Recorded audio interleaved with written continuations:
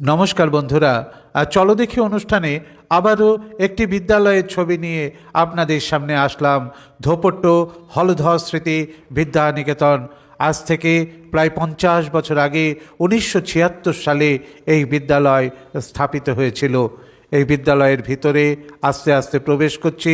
বিদ্যালয়ের ছাত্র ছাত্রী যারা আছে তারা পরীক্ষা দিয়ে এই মুহূর্তে বার হচ্ছে। বিদ্যালয়ের ভিতরে যখন প্রবেশ করলাম, চারিদিক দেখলাম গাছ গাছালিতে ঘেরা এক অপূর্ব সুন্দর পরিবেশ। সেই সুন্দর পরিবেশকে সাক্ষী রেখে আস্তে আস্তে আমরা এগিয়ে চলেছি বিদ্যালয় ভবনের সামনে। তার আগে বিদ্যালয়ের সামনে যে প্রশস্ত খেলার মাঠ, সেটি এই বিদ্যালয়ের সৌন্দর্যকে যেন বহু গুণ বৃদ্ধি করেছে। এই মাঠ ধোপট্ট গ্রামের গর্ব, এই বিদ্যালয় ধোপট্ট গ্রামের গর্ব। সেই ধোপট্ট হলধর স্মৃতি বিদ্যানিকেতনে আজ আমরা একটু একটু করে তার চিত্র আপনাদের দেখাচ্ছি। আজ থেকে 50 বছর আগের সাক্ষী কিন্তু এই বৃক্ষ। তখনকার দিনের নানা ঘটনা আজও বহমান হয়ে চলেছে এই বিদ্যালয়ের বুকে। এই যে ধ্বংসাবশেষটি দেখতে পাচ্ছেন, 1976 সালে এইখানেই প্রথম বিদ্যালয় চালু হয়। এখন সেটি ভগ্নস্তূপ, কিন্তু 1976 সালের সাক্ষ্য আজও যেন বহন করে চলেছে এই বিদ্যালয়। এই বিদ্যালয়ের এই কক্ষটি দেখলে বহু স্মৃতি ফিরে ফিরে আসে।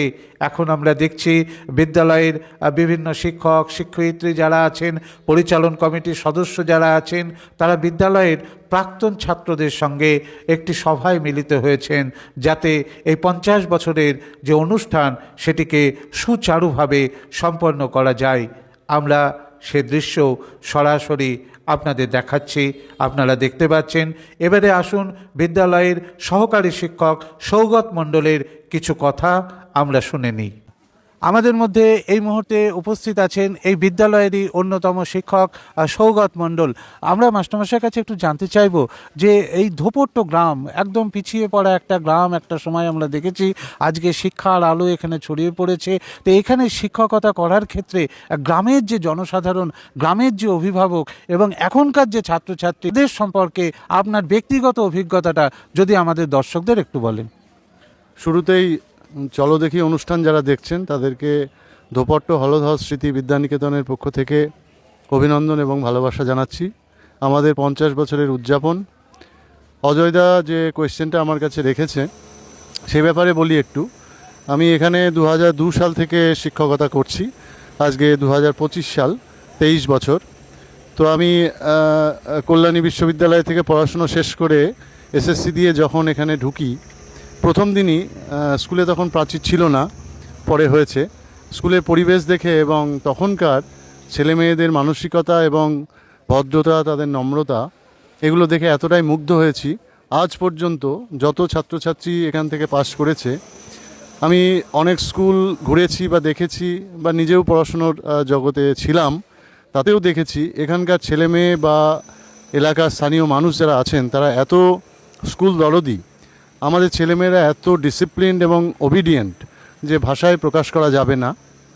আমাদের একটি সমস্যা আছে, যেহেতু এই এলাকাটা প্রত্যন্ত এবং অনেকেই ফার্স্ট জেনারেশন লার্নার, সেই জায়গায় দাঁড়িয়ে অন্যান্য স্কুলে শিক্ষার ক্ষেত্রে যতটা চটজলদি রেজাল্ট পাওয়া যায় সেটা আমরা হয়তো পাই না, কিন্তু ছেলেমেয়েরা তাদের পড়াশোনার যে ইচ্ছে সেটা কিন্তু স্কুলে এসে বা তাদের শৃঙ্খলা পরায়ণতা দেখিয়ে আমাদেরকে মুগ্ধ করে। সেই জন্য আমি আমার সুযোগ থাকলেও কখনোই গ্রাম বাংলা ছেড়ে কোথাও যেতে আমার ইচ্ছে হয়নি, আমি এখানেই থেকে গেছি।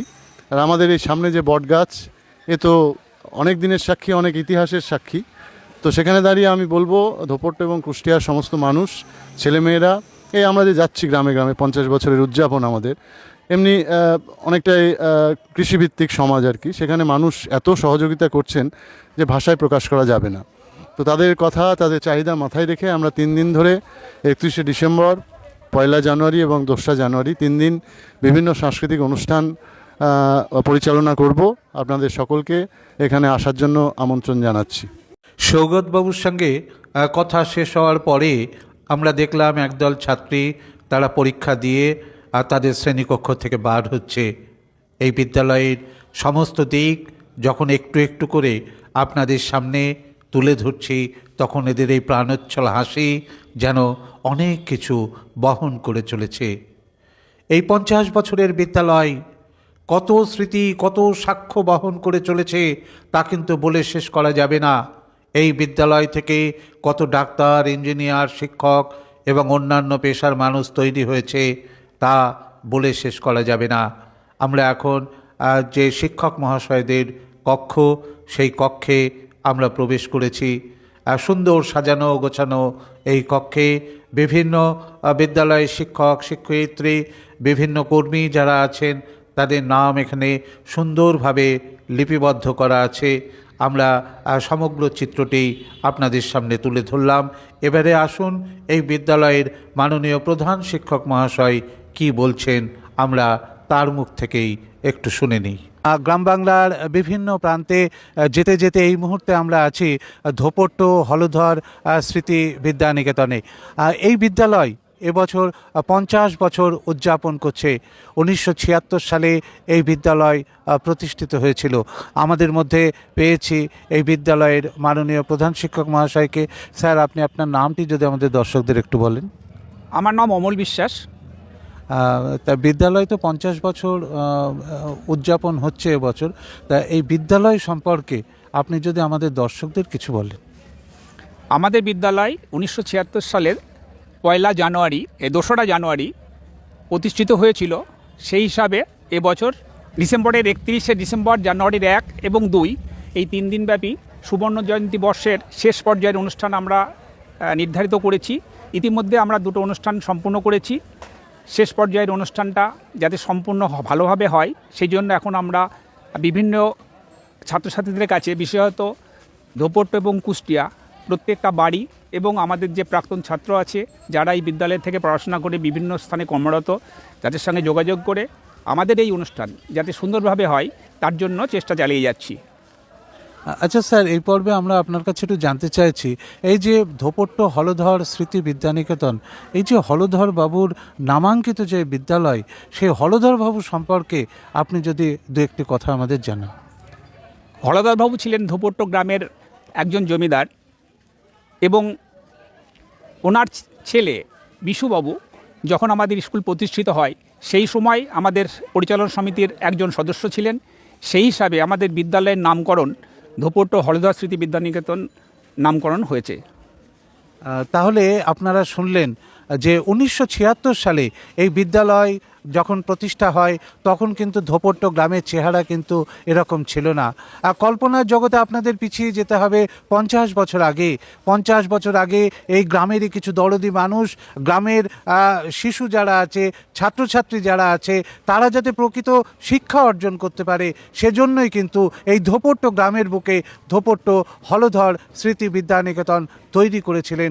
দেখতে দেখতে আজ 50 বছর এই বিদ্যালয় কাটিয়ে দিল। সেই 50 বছর পূর্তির উদযাপন এই মুহূর্তে বিদ্যালয়ে অনুষ্ঠিত হচ্ছে। আমাদের এই অনুষ্ঠানে বিদ্যালয়ের মাননীয় প্রধান শিক্ষক মহাশয় তার অমূল্য সময় দিয়ে এই বিদ্যালয় সম্পর্কে যতটা পারলেন তথ্য আপনাদের জানালেন। আমরা চলদেখির পক্ষ থেকে শ্রদ্ধেয় মাস্টারমশাইকে অসংখ্য ধন্যবাদ জানাই। বিদ্যালয়ের পক্ষ থেকে চলদেখি অনুষ্ঠান আমাদের স্কুলে এইরকম একটা প্রচারের আলোতে আনার জন্য বিদ্যালয়ের তরফ থেকে ওনাকে অনেক ধন্যবাদ জানাচ্ছি। আমাদের এই প্রত্যন্ত গ্রামের এরকম একটা স্কুল, যে স্কুলটা বর্তমান সমাজে অন্যান্য স্কুলের তুলনায় পড়াশোনার দিক দিয়ে আমরা অনেকটা এগিয়ে, কারণ বিগত বছরে কয়েক বছর থেকে আমাদের বিদ্যালয়ের মাধ্যমিকে 100% পাস করে। 19 সাল থেকে এটা শুরু হয়েছে। 20 সালে 100% মাধ্যমিকে পাস করেছে। 21 সালে পরীক্ষা হয়নি, সেহেতু সেটা 100%টা ওটা ধরার মধ্যে পড়ে না। 22 সালে আমাদের কিছু ছাত্রছাত্রী ফেল করে। 23 এবং 24 আবারও পুনরায় আমরা মাধ্যমিকে 100% পাস করতে পেরেছি এবং উচ্চ মাধ্যমিকেও বিগত কয়েক বছর ধরে আমাদের 100% পাস করে। গতবার কয়েকটা ছেলে ফেল করেছে। তাছাড়া রেজাল্ট আমাদের বিদ্যালয়ে আশানুরূপ মোটামুটি ভালো। এলাকায় যতগুলো স্কুল আছে তার মধ্যে পাশের হারে আমরা সবসময় এগিয়ে থাকি। আশা করব আমাদের বিদ্যালয় আরও উন্নতির দিকে যাবে, এই আশা রেখে আমি এখানে ওনাকে ধন্যবাদ জানিয়ে আজকের মতো এখানে শেষ করছি। স্যার আমাদের ধন্যবাদ জানালেন, কিন্তু আমাদের কাজ হচ্ছে গ্রাম বাংলার এই সমস্ত বিদ্যালয় যেগুলি আছে, যেখানে বহু পিছিয়ে পড়া ছাত্রছাত্রী থাকে, তাদের পিছনে কত কঠোর পরিশ্রম করে এই ধরনের বিদ্যালয় যে শিক্ষার অঙ্গনে তাদেরকে চালিয়ে নিয়ে যায়, সেটা কিন্তু আমরা বিভিন্ন জায়গায় গিয়ে যেমন লক্ষ্য করেছি, ঠিক তেমনি আজকে ধোপট্ট হলধর স্মৃতি বিদ্যানিকেতনে যখন আসলাম, সেই একই চিত্র কিন্তু আমাদের ধরা পড়ল। এই বিদ্যালয়ের বিভিন্ন মাস্টারমশাই দিদিমণি যারা আছেন, তারা কিন্তু অক্লান্ত পরিশ্রম করে নিঃস্বার্থভাবে এই ছাত্রছাত্রীদের মানোন্নয়নের জন্য তারা কিন্তু প্রতিনিয়ত চেষ্টা করে চলেছেন। আর সেই বার্তায় আমরা চলো দেখির মাধ্যমে আপনাদের সামনে তুলে ধরলাম। সোশ্যাল মিডিয়া প্ল্যাটফর্ম থেকে ক্যামেরা ও ভাষ্যে অজয় দত্ত, চলো দেখি, তেহট্ট, নদিয়া।